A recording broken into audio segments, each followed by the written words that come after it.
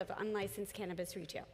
Intro 995, sponsored by Councilmember Menon, would create a public awareness campaign on the dangers of purchasing cannabis from an unlicensed retailer.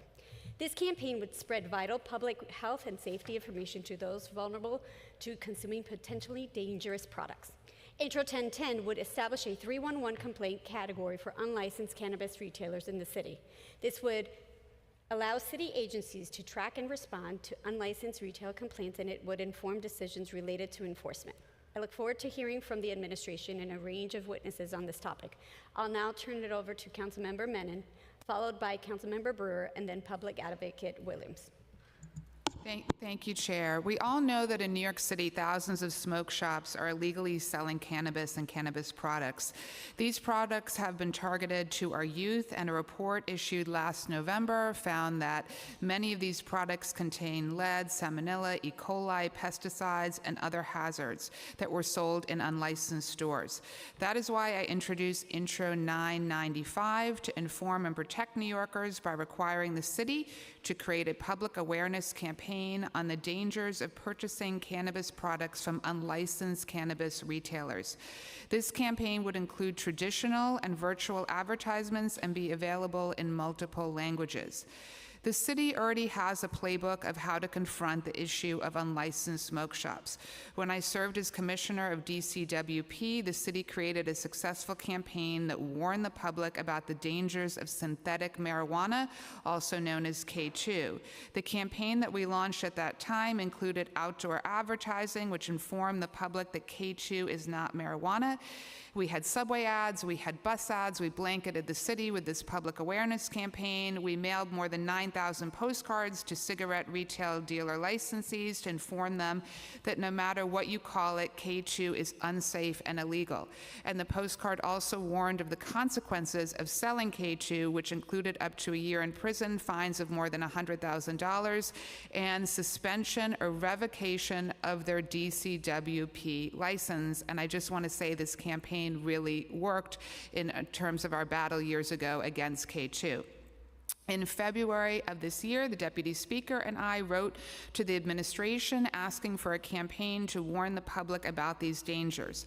Now is the time for a similar public awareness campaign, as the illegal sales of cannabis, coupled with packages featuring colorful cartoon characters, misleadingly portrays these products as safe and legal for our children, and these products clearly violate the city's consumer protection law. To protect our youth and to stop the proliferation of unlicensed cannabis retailers, the city must commit to a robust marketing campaign educating the public about the health risks of purchasing cannabis products from unlicensed retailers. I want to thank the supermajority of my colleagues that have co-sponsored this legislation, along with the bill drafter, Stephanie Ali, and from my team, I want to thank my Chief of Staff, Jonathan Shett, my Legislative and Budget Director, Brandon Jordan, and Legislative Aide, John Mendez. Thank you so much, and I look forward to today's hearing. Thank you very much, Madam Chair, and I am supportive of Intro 1010. And let me tell you why. I read the excellent testimony from Office of Technology and Innovation. Thank you, Joe Morrisroe. Let me tell you why I disagree. This morning I called 311, and I happen to have been there when 311 started. So there are CUNY students, city employees, and King management staffing 311. And I'm sure I got a nice woman with a really heavy Texas accent who answered the call. And what she said was, basically, if I am complaining about an illegal, they are illegal, cannabis shop, I can go to the website of 311, find a particular location on that website, and then complain to the state cannabis office. That sounds fine, except, as you may know, if you are in the moment and you want to complain, you're not going to do that. So the city doesn't get the data. The state gets all the data. So I am somebody, October, even before that, did a survey of the Upper West Side cannabis shops, 63, and now we have 65 between 54th and 108th Street. Just yesterday, school's beginning, and there's a new one right near a school. I don't understand how in the world they end up within 500 feet of a school. It is illegal for liquor. How in the world they end up near schools, and some of them open at 7 a.m. what store opens at 7 a.m. unless you want to hook in high school students? I happen to have many, many high schools in my district. I'm beyond outraged by them. So now, if I get such a call, guess what I have to do? I have to call, first I am a letter writer, so I call and write. The district attorney, the sheriff, and I've been out many times on raids with the sheriff. I swear to God, 2 days later, they're all open. I've seen them, I've been there, and I watched it. Corporation Counsel, working on some of the nuisance that they might be able to do, the state cannabis office, and then I let all the high schools know, because I'm afraid that they don't realize that their kids, particularly now in September, could be, big sign says under 21. Hell no. There are young people in these illegal shops. I see them myself. So it seems to me that the city might want this data. When it goes to the state, it doesn't come back to the city, it stays with the state. And I have great respect for the state cannabis office. I know what pressures they're under, lawsuits, et cetera, et cetera. But 311 is our data. I'm the author of the open data bill. I feel very strongly about data. So it seems to me that's what we would want in order to be able to counter. So far, very few have closed. And I think even NYPD, which is not supposed to be as involved as one might think, would like this data. And I'm sure in Manhattan, the district attorney would like this data.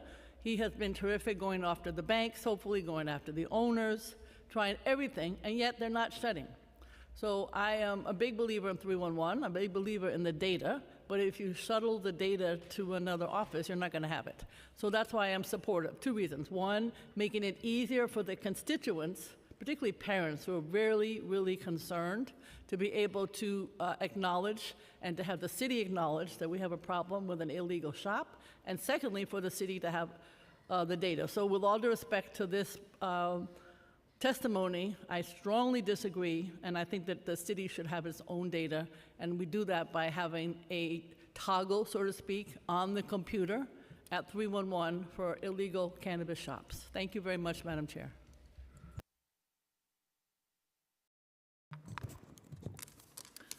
Good morning. My name is Shimani Williams. I'm the public advocate for the City of New York. I'd like to thank Chair Velasquez and members of the Committee on Consumer and Worker Protection for holding this hearing. In 2021, New York State legalized adult use cannabis or recreational marijuana through the Marijuana Regulation and Taxation Act, or MRTA. The act created the Office of Cannabis Management, governed by a Cannabis Control Board, which issues licenses for cannabis retail dispensaries and develops regulation on such businesses. This legislation was monumental in that it gave priority to justice-involved individuals affected by decades of over-policing and unjust and unfair drug laws and sentences, and offered them an opportunity to become licensed retailers. In December of 2022, a licensed dispensary operated by the nonprofit Housing Works became the first in New York City to open for business. 9 months later, the rollout of dispensaries across the state has lagged and is currently stalled. As of July 2023, the Cannabis Control Board issued over 450 conditional adult use licenses, yet less than 25 businesses are currently operating. New York City has a significant share of that portion, with 9 licensed dispensaries throughout the city, mostly centered in Manhattan. Further delays have afflicted existing license holders due to an injunction blocking new dispensaries from opening, and the state from further expanding the retail cannabis market and under current licensing rules. Hundreds of licenses are in limbo, many of whom have invested ample time and money into legitimizing their businesses after experiencing the negative impacts of harsh cannabis laws. In the wake of this lag in licensed dispensaries, numerous unlicensed cannabis retailers have proliferated. These retailers have existed long before the legalization of retail marijuana and have been increasing, especially with a slow legal market that cannot meet the demand throughout the city. My greatest concern with these unlicensed retailers is that along with being unlicensed, what is being sold is also unregulated. There is no uniform way to know what an individual is purchasing. Products sold in unlicensed shops often subvert state packaging laws that require clear testing information. Further, an issue that is of increasing concern is the potential sale of these products to our young people.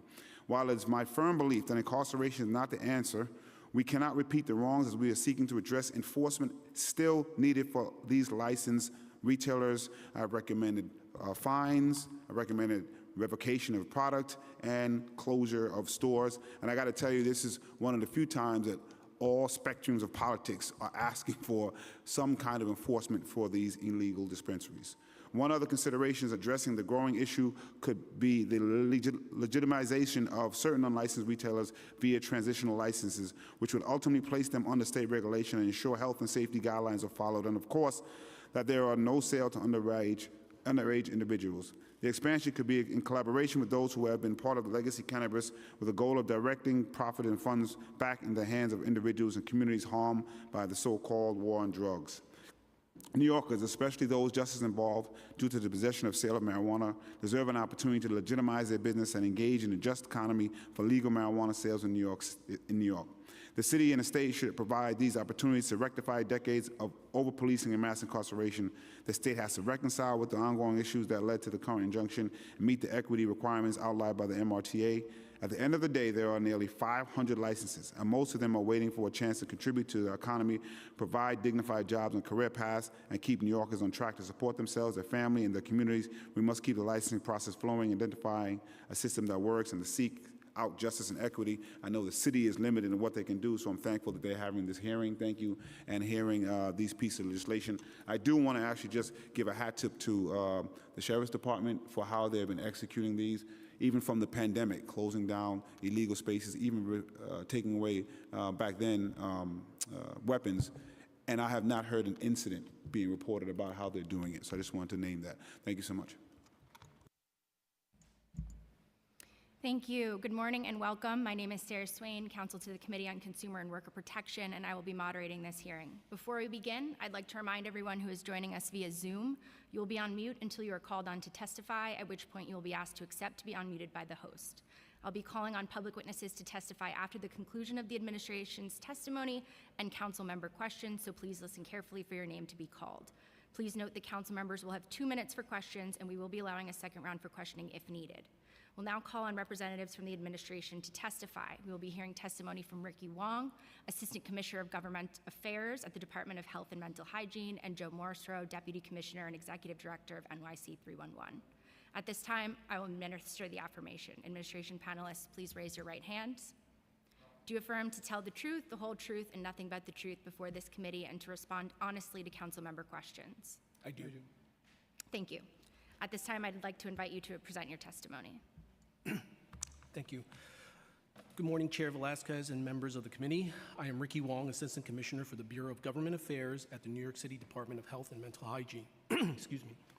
On behalf of Commissioner Vassan, thank you for the opportunity to testify today on Introduction 995, which would require the Health Department to create a public awareness campaign on the dangers of purchasing cannabis or cannabis products from unlicensed cannabis retailers. I'm grateful for the opportunity to speak about this legislation. First, I wanted to provide some background and on how the agency is thinking about this issue since New York State legalized consumption and possession of up to 3 ounces of cannabis for adults ages 21 and over in 2021. The Health Department is tasked with protecting the health and safety of all New Yorkers, which includes the provision of evidence-based information and resources regarding recreational drug use. The Health Department implemented a multi-pronged strategy to educate providers and the public, including minors and young adults, on the health considerations of cannabis use and legalization. We established an agency work group in order to organize cannabis work and published 4 public education fact sheets and a general information postcard covering the following topics: safer use, health effects, legal use, and know your rights. These materials are available online and in print in multiple languages and have been distributed to community organizations and community events. We are currently in the early stages of developing a public education pamphlet specifically targeted towards youth. Communicating potential health impacts of substance use is an important part of our mission. Like any substance, cannabis can have associated health risks and benefits.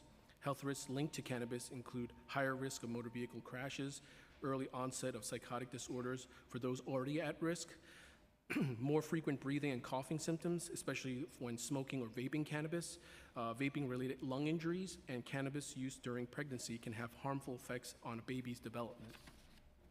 Restrictive drug policies have limited research on how cannabis affects health, but existing research shows that cannabis can be helpful for some conditions, including chronic pain in adults, chemotherapy-induced nausea, and specific multiple sclerosis symptoms.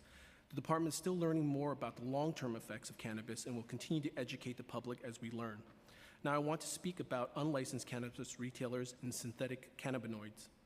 Sale of adult recreational cannabis is currently legal only through the New York State Office of Cannabis Management's licensed conditional adult use retail dispensaries.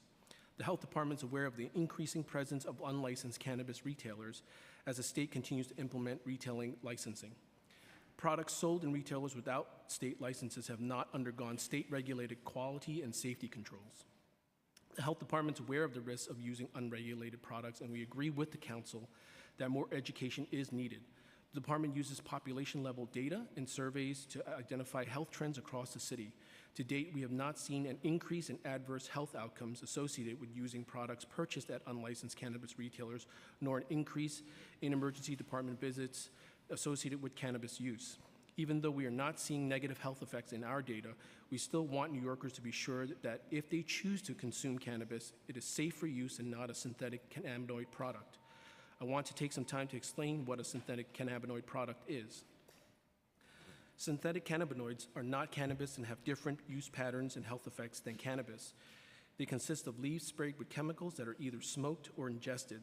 Synthetic cannabinoids contain a dangerous mix of chemicals sprayed onto plant material, making its health effects unpredictable. Health effects can include erratic behavior, severe anxiety, paranoia, confusion, hallucinations, nausea, vomiting, rapid heart rate, and seizures. In New York State, it is illegal to possess, sell, offer to sell, or manufacture synthetic cannabinoids, and we discourage individuals from using them. Currently, our data shows that emergency department-related visits involving synthetic cannabinoids make up a very small portion of drug-related emergency department visits overall, and we actually have seen decreases slightly between 2021 and 2022. We encourage members of the public who wish to legally purchase cannabis to purchase it from OCM licensed facilities to ensure that they know that it has gone through the proper regulatory process and deemed safe for use. I will now turn to the proposed legislation introduction 995. The Health Department supports the intent of this legislation to raise awareness, particularly among youth, of the health risks associated with cannabis, including the use of cannabis purchased products at unlicensed retailers and synthetic cannabinoids. We look forward to working with the council to meet the need for youth-focused communications about cannabis-related health risks while ensuring that these efforts complement existing education efforts already being undertaken by the Health Department and OCM. The Health Department remains committed to providing evidence-based, accessible information regarding cannabis and synthetic cannabinoids use, and we are happy to discuss with the council how to best support that intention of this legislation. Thank you for the opportunity to testify here today. I'm happy to answer any questions.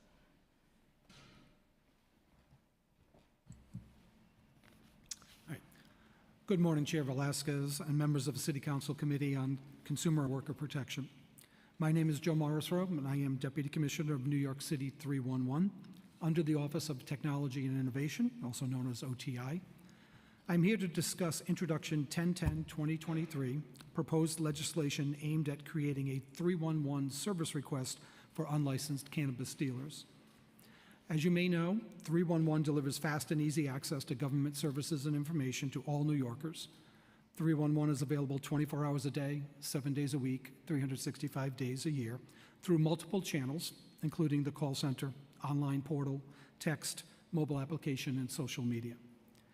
Originally launched as a call center, New York City 311 has evolved into the most comprehensive municipal government customer service platform in the nation.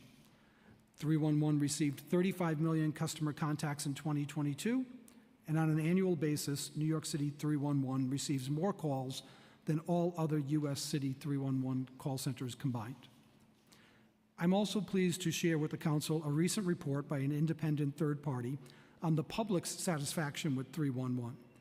Frontline 311 call center representatives received a customer satisfaction rating of 94, positioning 311 in the top 10% among private sector companies.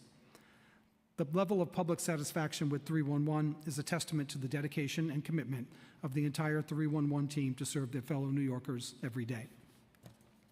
As 311's Deputy Commissioner, I oversee all aspects of 311, from the operation of the most familiar component, the call center, to the creation and implementation of multiple customer-facing channels, performance results and quality control measures, interaction with city agency, and data collection. 311 reports directly to OTI, which provides support for the 311 organization, works collaboratively with 311 on the continual evolution and enhancements to service delivery and customer experience. It is important to note that 311 serves as the platform to provide information and services to the public. With few exceptions, public interactions with 311 result in one of the following outcomes: an information request, such as when is my trash pickup day, a referral to an external entity, such as the New York State or the FCC, or a service request, such as submitting a ticket. We rely on our collaborative relationships with each city agency to build out the service request forms and information pages, which are also known as knowledge articles, that properly reflect each agency's or office's mission and services. With respect to service requests specifically, 311 does not create them in a vacuum. There must be an agency that will accept the request, investigate, and if applicable, enforce. When an agency decides that adding a new service request is necessary, they contact 311 and OTI to create, test, and deploy a complaint form. Introduction 1010-2023, sponsored by Councilmember Brewer, seeks to create a 311 service request for unlicensed cannabis retailers. While we acknowledge and appreciate the Council's efforts to combat the issue of unlicensed cannabis shops that have proliferated across the city, and we empathize with the concerns that the Council have expressed this morning, the city does not oversee the licensing of cannabis retailers. The State Office of Cannabis Management, OCM, oversees such licenses. 311 does provide information on how to submit a complaint to the OCM Enforcement Unit about cannabis sales and products in a knowledge article on the 311 website. And if someone called 311 to report an issue, the customer is referred to the OCM Enforcement Unit. As noted, it is an agency that comes to 311 to create a new service request, not the converse.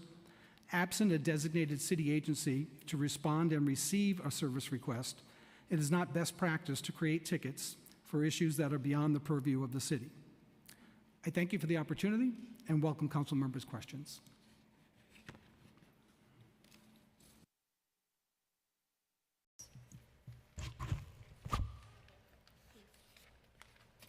Intro 995 requires collaboration between DCWP and DOHMH to create a public awareness campaign on the dangers of purchasing unlicensed cannabis. What are some of those dangers? As mentioned in my, thank you for the question, Council Member. As mentioned in my testimony, unlicensed cannabis retailers, their products are generally not, haven't gone through a vetting process by the state. And so we would want to echo those, sentiments in any kind of public education format. Also, because we, the legislation calls for targeting, the education campaign towards youth, we want to, remind youth that, generally legal cannabis can only be purchased by adults over the age of 21, and there are adverse health effects for all ages regarding use of cannabis. Can you explain some of those dangers then, and those health effects? Sure. As mentioned in my testimony, there are, we have a flyer that's available, and some of those health risks, again, include impaired use of motor vehicle, and which leads to crashes, early onset of psychotic disorders for those already at risk, and people who start using cannabis at a younger age, and it increases the frequency. Again, also frequent breathing and coughing symptoms, which especially exacerbated when smoking or vaping cannabis products as well too, and vaping-related lung injuries. So you just mentioned the youth. New York City school staffers are reporting an uptick in cannabis use among students, and many unlicensed smoke shops are using marketing tactics to appeal to the young people. How will your campaign engage young school-aged children? School health actually partially resides at the health department, along with DOE, and we would work with our DOE partners to craft messaging targeted to students. And what does that look like? We're happy to discuss that more, but it's similar information that I just previously mentioned. Okay. And how can we use this campaign to help consumers distinguish between licensed and unlicensed cannabis retailers?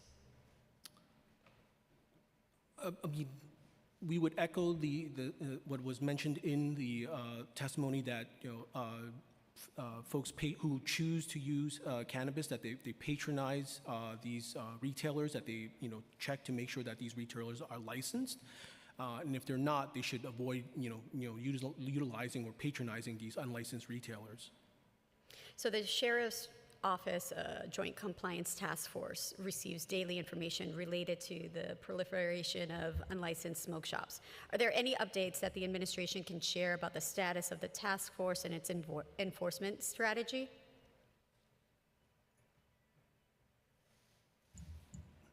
I would have to defer to our colleagues at the Sheriff's Office on that. Okay. To what extent is OCM sharing information with task force agencies about incident reports they've received related to unlicensed cannabis retailers in the city?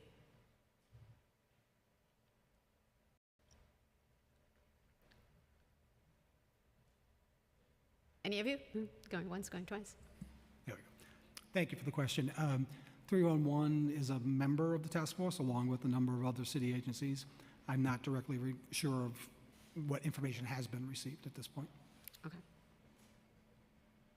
Are you aware of any incident reports related to the sale of synthetic cannabinoids in the unlicensed retail shops?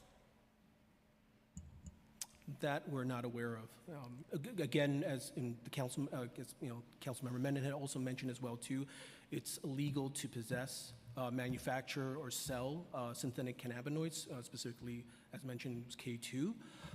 Generally, if that's found, there would be additional penalties regarding that and seizures as well too. But we're not, hearing any of that being sold at unlicensed cannabis retailers. So you're saying penalties and seizures, when does it close down? When can we shut them down, especially when it's synthetic?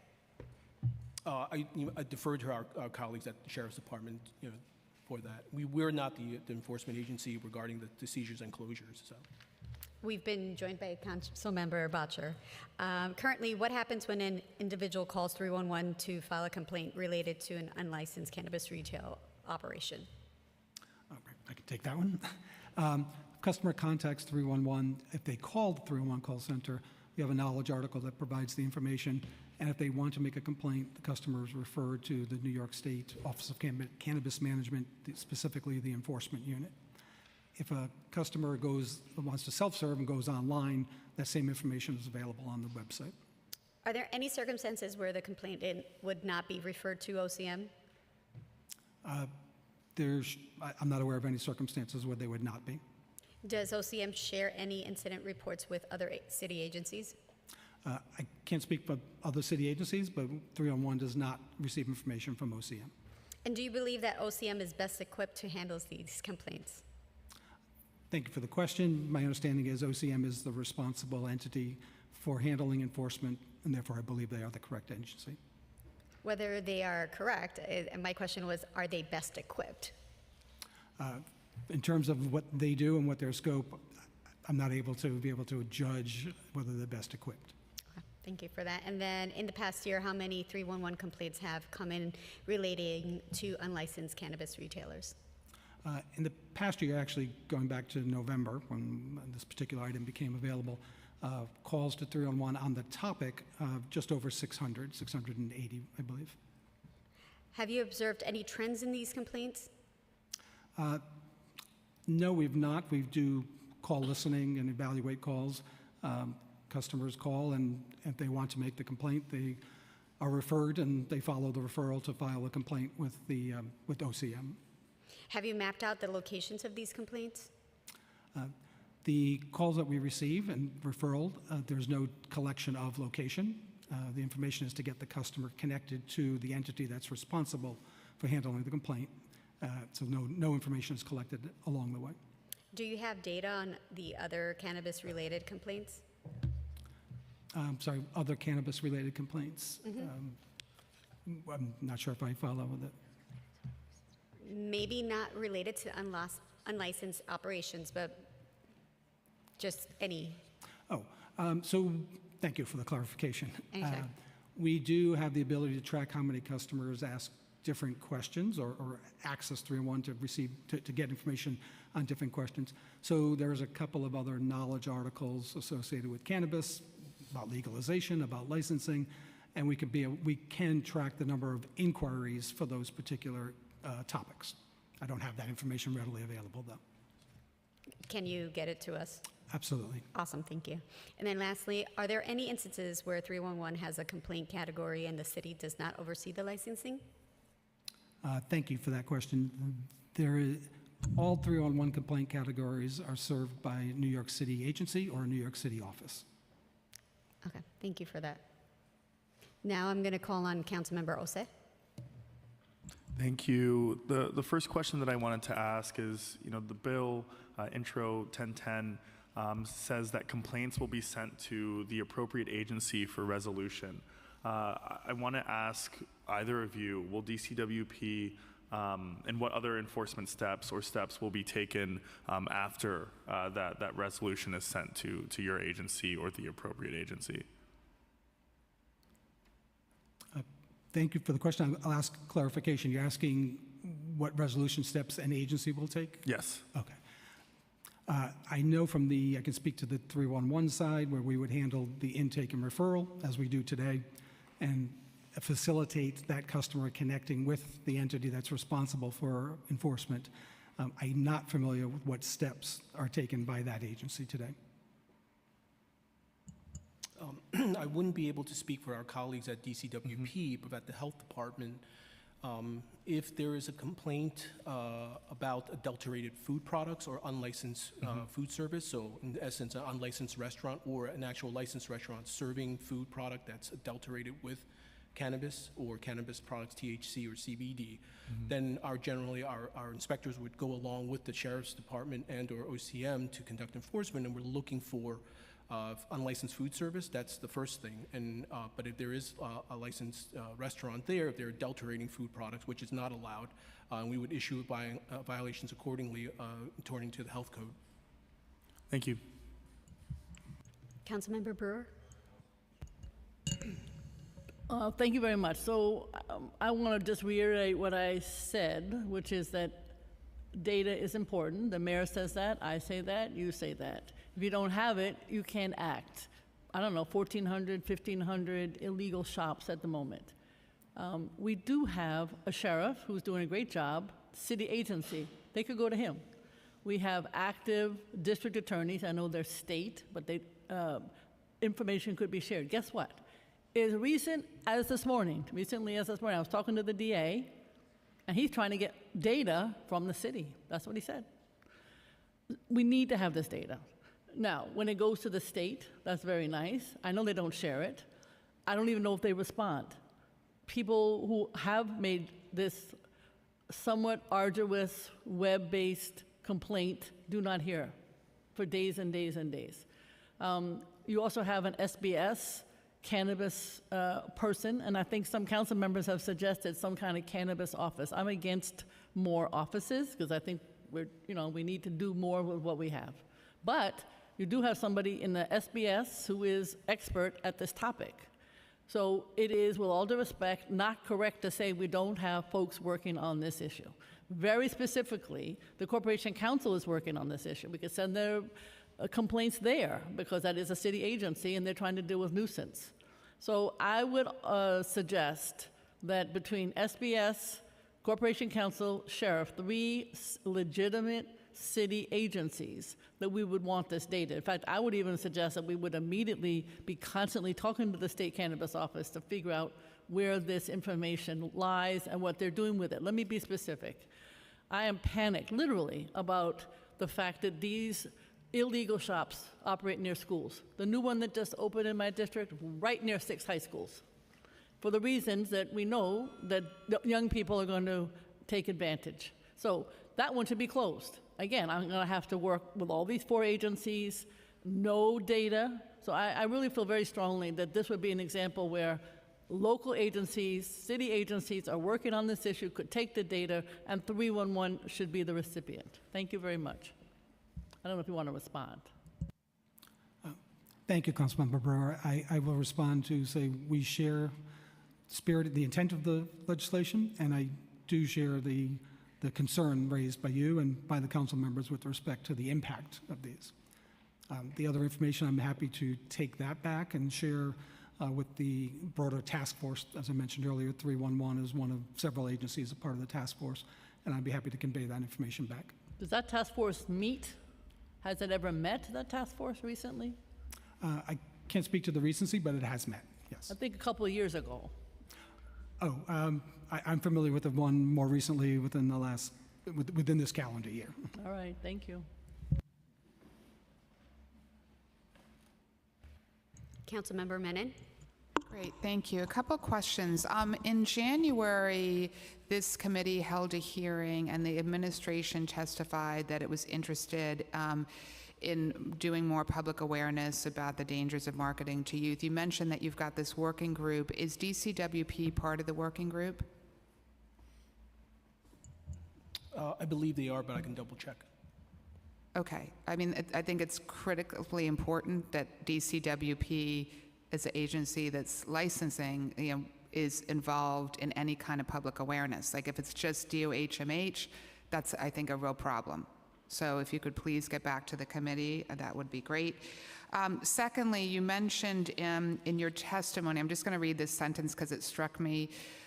To date, we have not seen an increase in adverse health outcomes associated with using products purchased at unlicensed cannabis retailers, nor an increase in emergency department visits associated with cannabis use. How are you tracking the reporting? Through syndromic surveillance, so real-time reporting from hospitals. They're required to report issues that kind of come up, and basically we base and model trends and try to act on it from a public health perspective. So to your point regarding K2 pre-pandemic, not only is it illegal to possess, sell, or manufacture K2, we were seeing elevated instances of emergency department visits, hospitalizations, and basically hearing reports of people like passing out in front of like businesses because they had consumed K2. That prompted us to escalate our efforts as far as addressing it from an enforcement part, along with other city agencies, and also from a public awareness part as well too. Conversely, we are not seeing that in our syndromic surveillance with cannabis as reportedly purchased from unlicensed retailers, or cannabis in general. Any escalations of hospitalizations, any escalations of emergency department visits. Can I just, Chair, ask one question, follow up on that? But don't you think that is because young people are do not want to report? I mean, you're asking then a young person who's ingesting this cannabis-related product to then either, if they're going to a doctor, they're going to emergency, I mean, don't you think that there's a deterrent effect on young people reporting this? And that is perhaps why you're not seeing a spike in the data? Thank you for the question, Councilmember. I think that's a fair point. However, we do have a poison control center, and we are seeing numbers being reported to poison control asking for advice. Regarding, when a youth or a minor ingests cannabis, generally, the thinking there is that because they don't want to get enforcement escalated, they just want treatment for the person who's ingested it. They ask us for guidance whether or not it's correct to go to seek help at a emergency department or at a hospital, or go to a clinic, or can we just let this kind of pass from the child? Are there any other health concerns that I can get from this? And we have seen that, and we collect data from that. But again, it's a very small, minute, sector of what we're seeing inquiries on, or surveillance data on as well too. Okay, thank you. Councilmember Bottcher. Good morning. The mayor supports the legalization of cannabis for adult use. The city council, by and large, supports it. Everyone up here supports it. But what we're seeing now with the proliferation of illegal cannabis shops of particular concern to me and many of my constituents, particularly many of the parents in our district, is use by minors. How easy it is for minors to access cannabis with these unlicensed shops. Could you, for the public, as the health department, highlight for us what the dangers are, in particular for minors, of cannabis use? I think it's important to highlight that. I don't think it gets talked about enough, about how harmful it could be to a young person's health to excessively use cannabis. Thank you for the question, Councilmember. Yes, and so again, as mentioned in our testimony, we have flyers that speak to the health effects of both adults and also the youth as well too. As mentioned before, if a youth is able to get access to a cannabis type product, Depending on the dosage, every individual can have potentially adverse health effects depending on how they ingest it, whether it's smoking or vaping. That's already concerned because the health department's always been concerned about smoking and vaping. So they can potentially be doing damage to their body as far as lung damage is concerned. An overall long-term health effects are still unknown about consuming cannabis long-term. And so these are concerns, and we empathize with the council, and that's why we're here today. We do agree that more education, more information is always helpful. On the health department's website, I see several pages relating to alcohol use by minors. There's PDFs, there's documents, there's resource guides. I don't see on the health department's website materials tailored to cannabis use by minors. Are you aware of those resources that might be on there that I might not be finding? Sure. If you go onto the health department's website, and if you search cannabis or marijuana, you'll see several public-facing documents, including a couple of flyers, dedicated around safer use and addressing edibles as well too, as far as youth is concerned. As mentioned in the testimony as well too, we are actually putting together a more comprehensive pamphlet targeted towards youth, and that will be coming out shortly. I would ask that as school is starting, that you expedite those efforts to have more materials directly relating to minors, because I and my colleagues, I know we would like to help disseminate that among the school communities in our districts. There's a rehab center, an addiction treatment center in my district in Chelsea, and the head of clinical medicine for that clinic was describing to me what he's seeing among minors coming in for treatment who are experiencing like psychiatric disorder symptoms as a result of just excessive marijuana use, and also just the potency of it now is so different and so much stronger than what they had then when I was in high school, that it can be dangerous. And we would like to do more to share that information with parents and students. So I really appreciate your efforts and look forward to hearing more from the health department about that. Thank you for the question, Councilmember. Happy to follow up with your office and the council. I would like to remind the committee here today that school health does reside partially at the health department along with DOE, and we work very closely with our DOE partners when we have information to share. Thank you. All right, we have no more questions. Thank you. We'll give the administration an opportunity to collect their things, and we will turn to public testimony. If you are in person, please come up and take a seat at the table, and you may begin once the sergeant has notified you that time started. You will have 2 minutes to testify, so please begin once the time starts. Council members who have questions for a particular panelist should let me know, and I will call on you after the panelist has completed their testimony.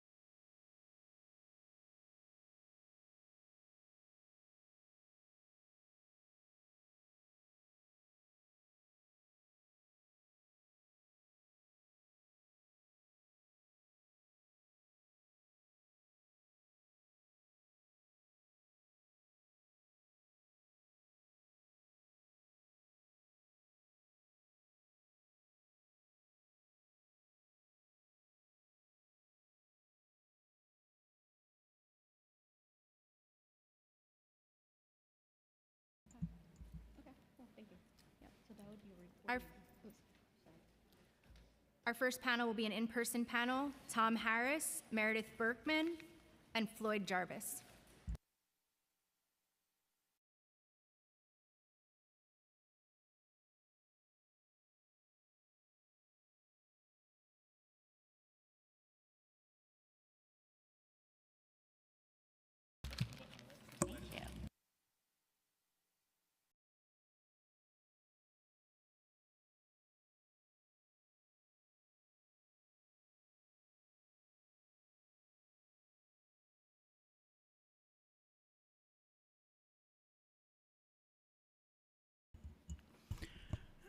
Good morning, Chairperson Velasquez and members of the Committee on Consumer and Worker Protection. My name is Tom Harris, and I'm the president of the Times Square Alliance, the business improvement district that exists to make Times Square clean, safe, and desirable for all.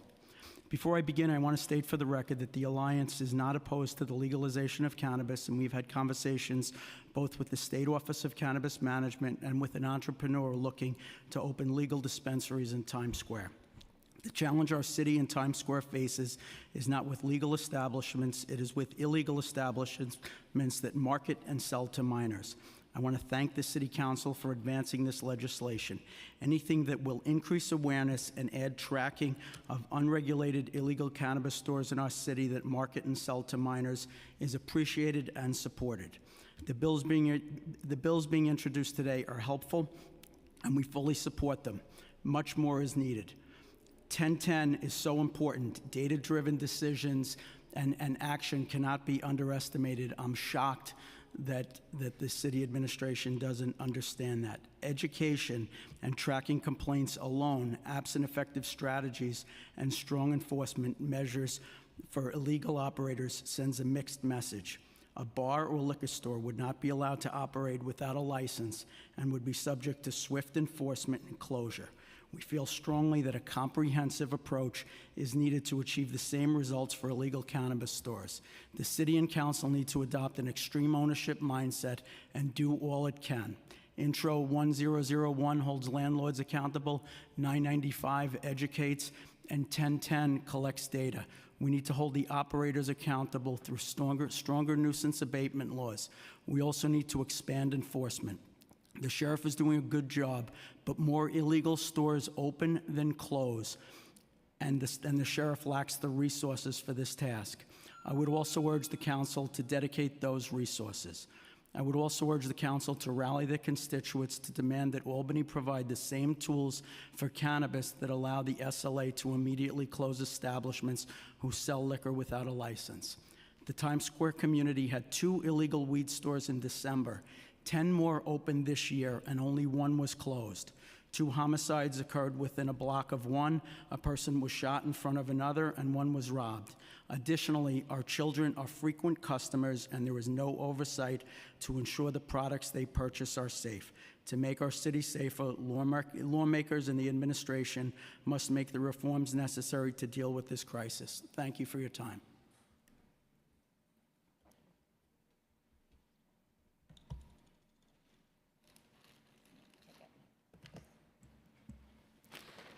Sorry, I'm just taking out my props, which are not props. That's the scary part. Thank you so much, Chair Velasquez and distinguished members of this committee. My name is Meredith Berkman, and I'm here representing Parents Against Vaping E-Cigarettes, a group I co-founded in 2018 with 2 other concerned New York moms. And the impetus was our discovery that a Juul representative had entered our then teenage son's school through an outside anti-addiction group, and without the school's knowledge, told an assembly of 9th graders that Juul was, quote, totally safe. We are the first and only national parent voice fighting youth vaping and tobacco use and the predatory behavior of the vaping and tobacco industries. So if we are focused on tobacco, and this is a hearing about cannabis, why are we wasting your time and why are we here? Because as we all know, here in New York City, cannabis products and flavored nicotine vapes, which are illegal under New York City law, are inexorably and insidiously linked by bad actor retailers and an abject failure of enforcement around existing regulations meant to keep these harmful substances away from our kids. And as has been discussed all morning, these things are readily available to minors on literally every single street corner in unlicensed so-called convenience stores growing like poisonous weeds across the city. Nothing new. We testified about this before some of you months ago, and I would actually say the problem, while there has been some movement and we do appreciate the movement, it's even gotten worse. Now, last night in a high-profile store whose owner very recently and very publicly received a very large fine for illegally selling cannabis and selling illegal flavored vapes, I bought, surprise, cannabis vapes. This is half a gram of Little Stizzy in Pineapple Express.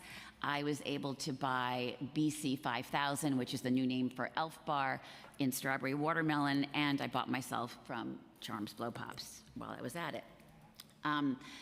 The chair mentioned what schools are seeing.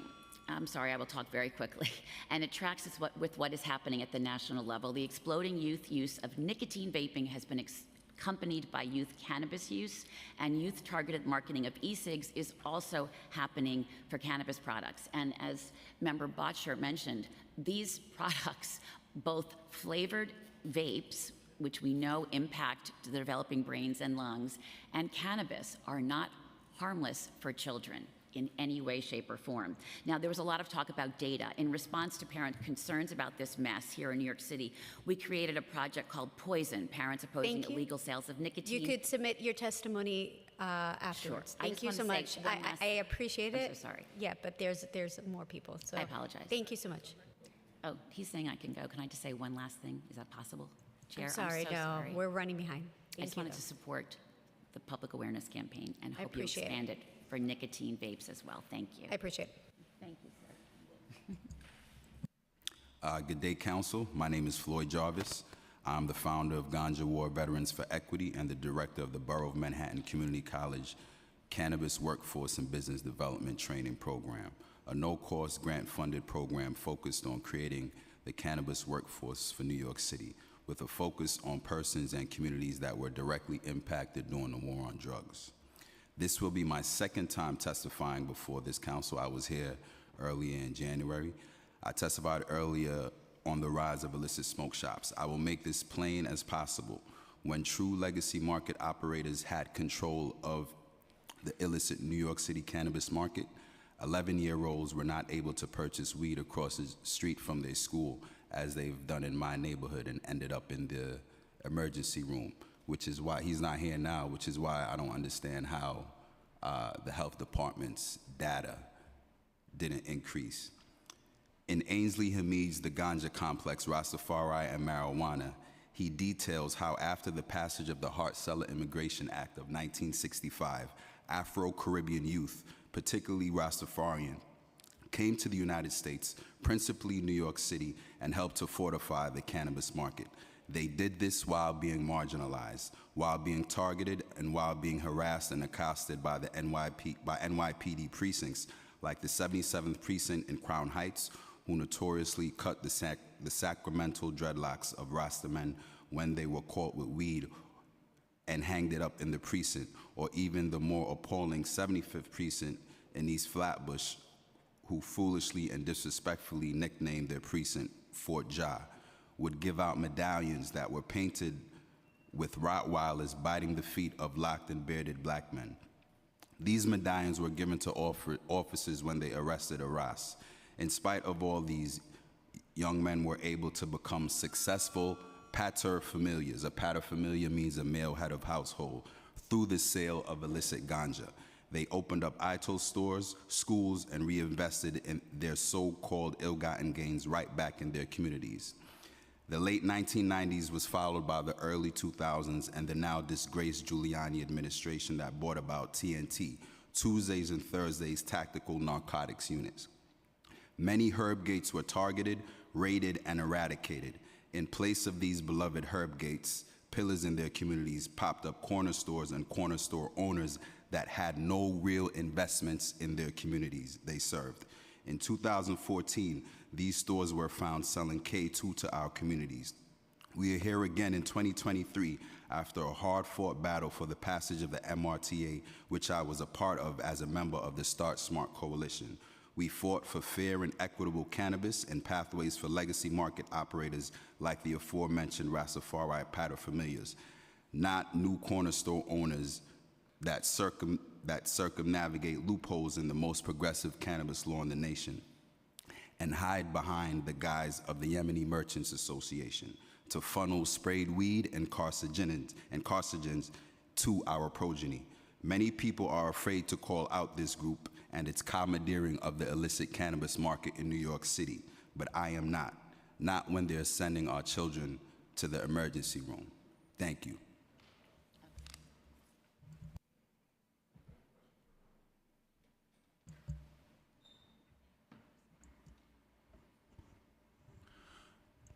Thank you so much for testifying today. I'm sorry I forgot your name. and for a lot of the advocacy you do. In 2015, I was 17 years old, and the spark of the proliferation of Juul was wild to see in terms of how it impacted myself, my friends, and now my sister. She's 15 now. Her and her friends all vape these colorful elf bars and whatnot. And it's really wild to see how big nicotine has made a comeback, right? Over the past 20 years, we saw that there was a drop in smokers across our country. And I think it's because of a lot of advocacy that happened from groups like yours in tackling big nicotine, and both on the state and federal levels to increase, taxation for some of these items, and things along those terms. My question to you is I appreciate that you're here and we're speaking about nicotine and cannabis, and I want to learn about some of the work that maybe you are doing and lobbying on the state or federal levels, and how I or maybe some of my colleagues can help in amplifying your voice in that, because I feel like big nicotine is winning this battle and bringing smoking back to future generations, and we don't even know the long-term effects of what vaping is going to have on the future generations of New Yorkers and Americans. Well, I couldn't have said it better myself, so thank you very much for the comment. And I will say that we were very involved in local law 228, the passage of that law of 2019 to make all flavored e-cigarettes illegal. The problem here, so thank you. The problem here is, again, this terrible intersection of cannabis products being sold illegally, not by people who have the legal right to sell it, and the illegal sale by these same unlicensed retailers of these illegal flavored vapes. We reported 180 stores in 6 neighborhoods in 2 boroughs to 311. And the majority of those stores that were selling the illegal flavored vapes were also illegally selling cannabis. And there was a lot of talk about data. We created a Google form that parents could use on their phone, and our volunteers went in their neighborhoods and cataloged. And if the city has interest, it is very simple to get the data and keep the data. So thank you again. I'm happy to discuss further. I appreciate it. As you said, we cannot let the tobacco industry and we can't let unlicensed retailers harm our children in any community with these products. So thank you for that. Can you share that information with our committee? I would be very happy to. I appreciate it. I just want to really just focus in that this is in regards to unlicensed cannabis retailers, and I do hear about the intersection. Thank you for sharing that as well. Chair, I have one. The reason I came today was to say we hope that given that there is such an intersection, that 995, that was why I should have led with that, so I apologize for not being clear. Not only do we support 995, but we would ask and urge that it either be expanded to include a marketing campaign for minors, young adults, and even parents, as your colleague Eric Botcher said, about the harms of buying these illegal products, knowing that they're illegal, and knowing the harm they can do to children's developing brains and lungs. And for kids, the really resonant issue, more than that, is that it's also an environmental hazard. I mean, we created a program, Vapes Are Trash, to market to kids. Not only is it bad for your personal environment, but these, disposables with lithium-ion batteries and liquid nicotine, you're doing terrible harm to the environment, something the WHO has also talked a lot about. So we would hope that there could be an expansion of 995, since there is this intersection, to include messaging about the illegality of flavored vapes and the harms that they can do to our kids. Well, thank you so for much. sharing, but I want to echo one more thing. It's a hearing, so the good thing is you are providing the testimony. You're going to provide more of the information, so that way we can adjust the language as necessary for the bill. So thank you for that. So I just wanted to clarify that, so that way we're still in good timing for that. So thank you for that. Okay. I'm requesting 30 seconds to speak. Oh, I'm so sorry. If you want to submit testimony. My colleague was given that. I'm asking the same. No, she was asked a question from the council members and myself. You're correct. So that's why please submit testimony. Next is Councilmember Eric Botcher. Hi, Mr. Harris. Thank you for testifying on behalf of the Times Square Alliance.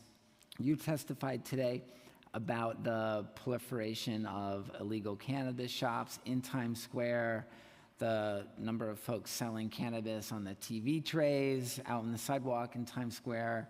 We've all seen it a lot.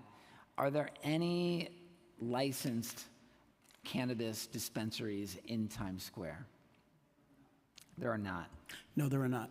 And have there been any applications for any in Times Square that have crossed your desk?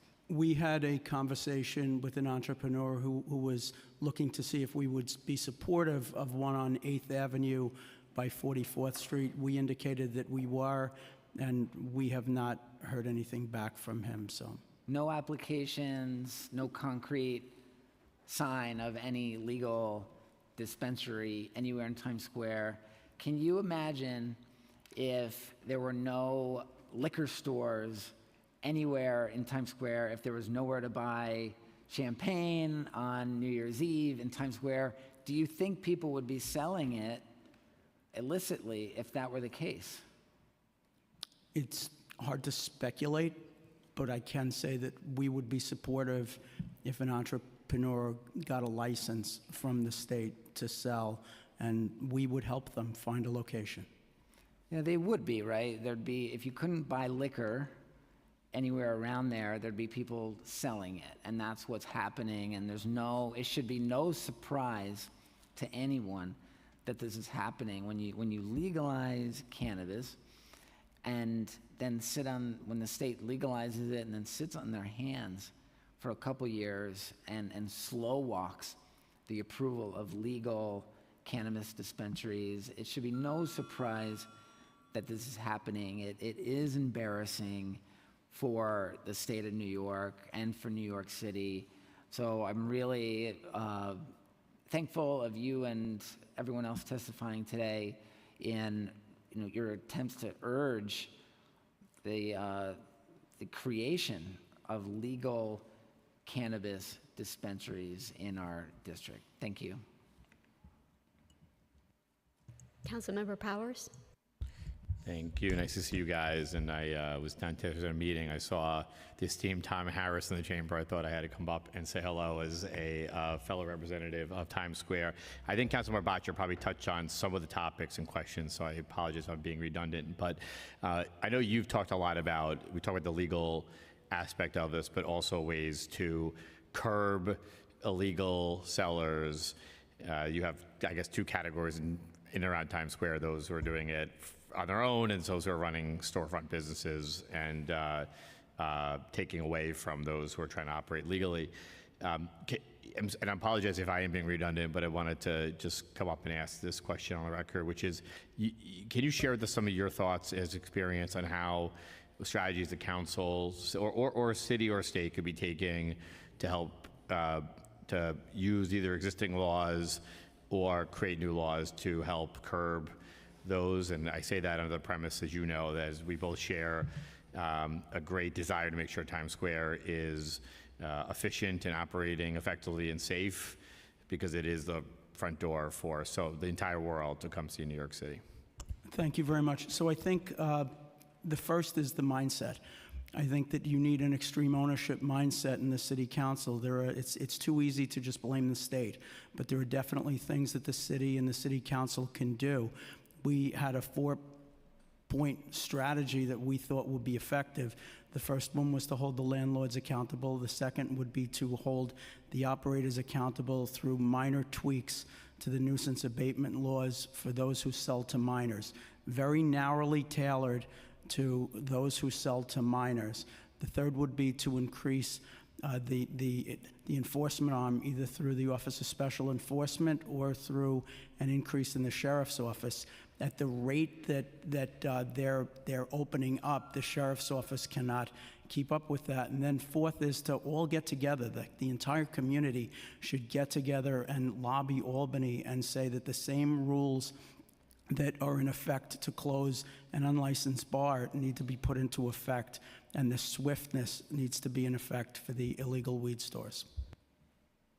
Okay, I appreciate that. And the one question, and then I'll stop, but because my time's up, is I was out in the Upper East Side recently, a couple weeks ago, with the sheriff's office. They were going to a store. They found a lot of legal products there on the Upper East Side, right near a middle school, my district.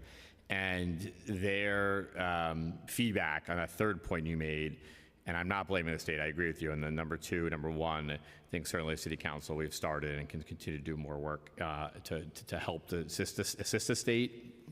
But the sheriff's office had complained or raised a concern about is not giving that authority from the state down to them to have effective enforcement.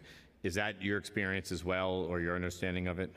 Well, I would find a workaround, and I think the workaround is through the nuisance abatement law. If the city nuisance abatement law is allowed for the immediate closure of an establishment that sells 2 times to underage people, that would be a very real deterrent for people. So that's something that the city council could do on their own through the nuisance abatement laws. More help from the state, of course. We would like that. It's hard to imagine that we're so far into this and it's so screwed up.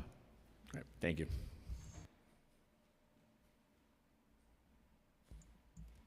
Thank you for your testimony. Our next panel will be an in-person panel. Christopher Leon Johnson, followed by Raul Rivera, followed by Esther Lelievre.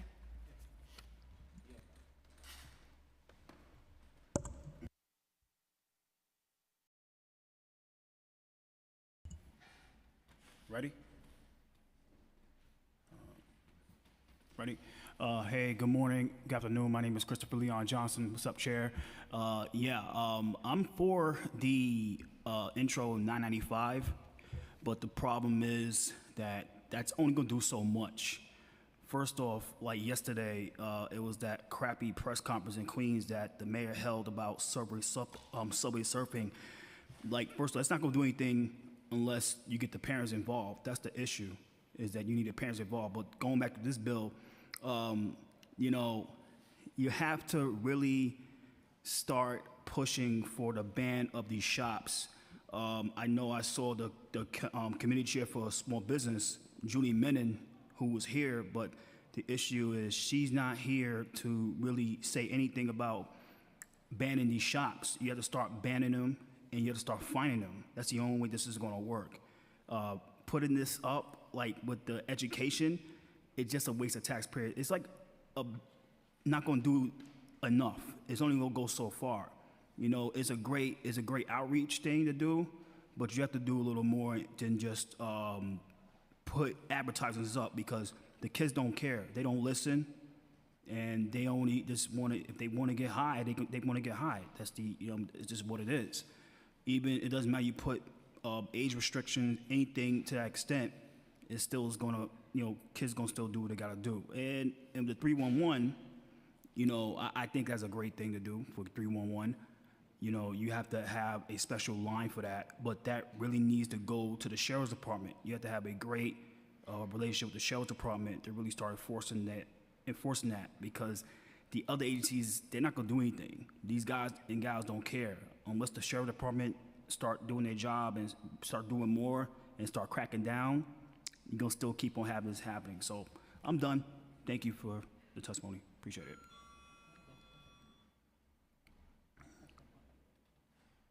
Next.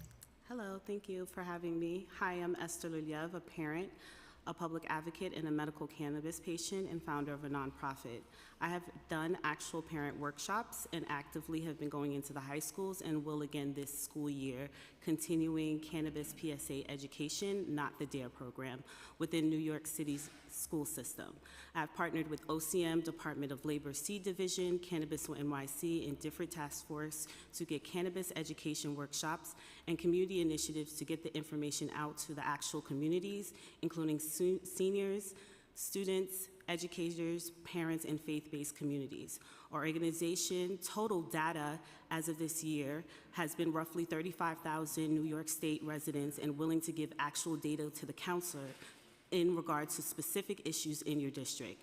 In June, I partnered with ACS Office of Children's Safety and Injury Prevention cannabis solution-based workshop including CPS workers, family enrichment directors, ACS.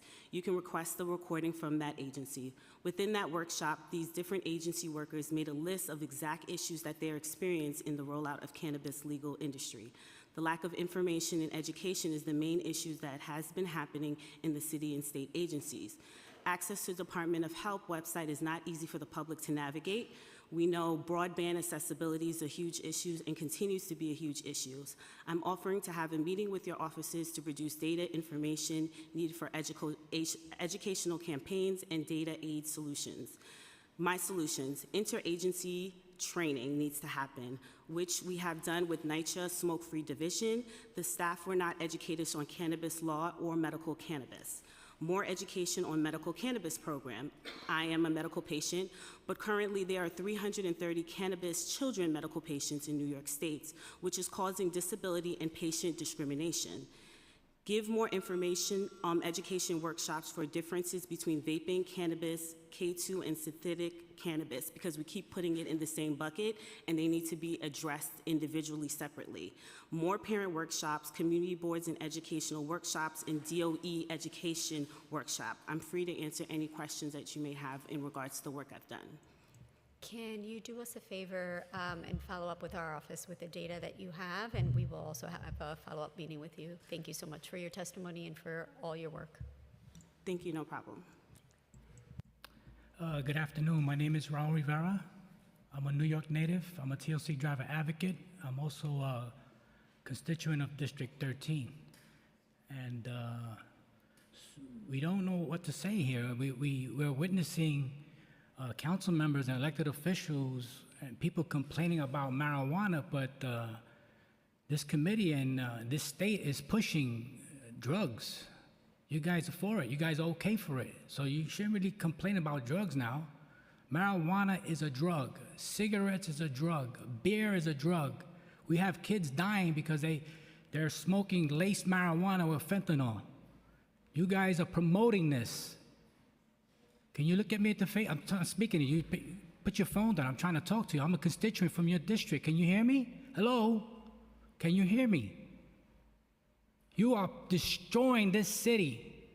This committee, that's right, I have 2 minutes. I got another minute. This committee is a kangaroo committee. You are a farce. You come straight out of a comic book. It's comical what you're doing. It's comical. You're destroying this city. You don't pay attention to your district and your people. You can nod your head all you want. You're going to be part of this history that's destroying this city. People know what you're doing. You are a farce. You are a character. Let's stay on topic. No, we are on topic. Okay, so I'm a we will shut this constituent. down. Don't interrupt me. Do not interrupt me. This is my right. Do not stay on interrupt topic me. or you will be removed. Do not Remove interrupt him. me. Thank you. This is my time. You don't want to hear the truth. We'll give you the truth, whether you like it or not.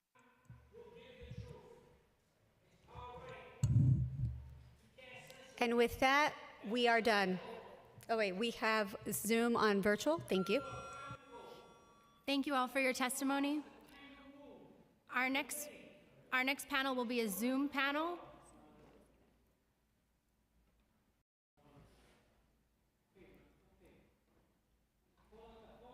And the next person to testify will be Kabir Gill.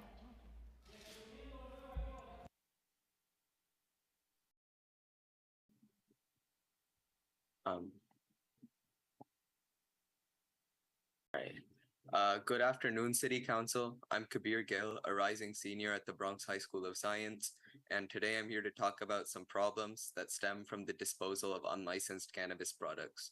3 years ago, my family got a dog named Cloud.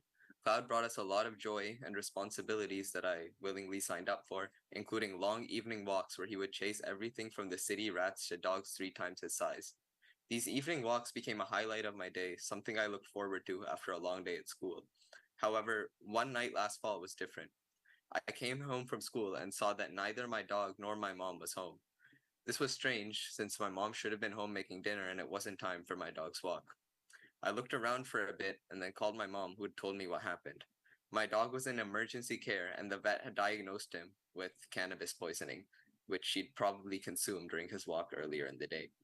I rushed to the ER, and when I finally saw my dog, he was extremely lethargic, and his veins were pumped full of fluid that the vet had administered. The vet told us our dog could have died, and we were lucky to be within walking distance of a veterinary ER. Others are often not that lucky. The vet also told us that cannabis poisoning in pets has become a leading cause of ER visits in the city since 2019.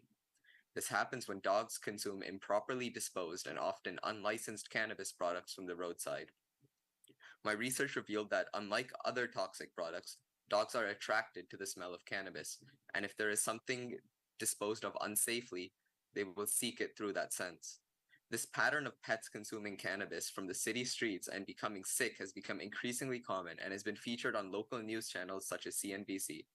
Vets and experts alike suspect that the disposal of unregistered cannabis products is at the heart of this problem. The vet we talked with after our dog's incident suspects that illegally distributed cannabis products are at the root of these causes. This suspicion is due to the lack of disposal options for unlicensed cannabis products. Before I was affected by this issue, I had no idea how widespread it was. Time However, expired. after I looked into it further and shared my experience. Excuse me, your time expired. So what we were going to ask you is to please submit all of your testimony, and we will gladly accept it, okay? And I'm sorry to hear about your dog. Thank you. That's it. Thank you for your time.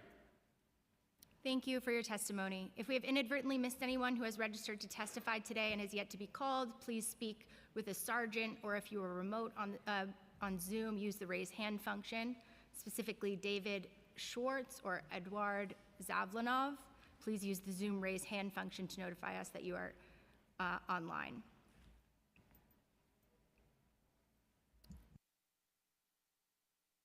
All right, thank you everyone for showing up today. Sorry you had to see that nastiness, but we're good. Thank you. Have a blessed day, and we're closed.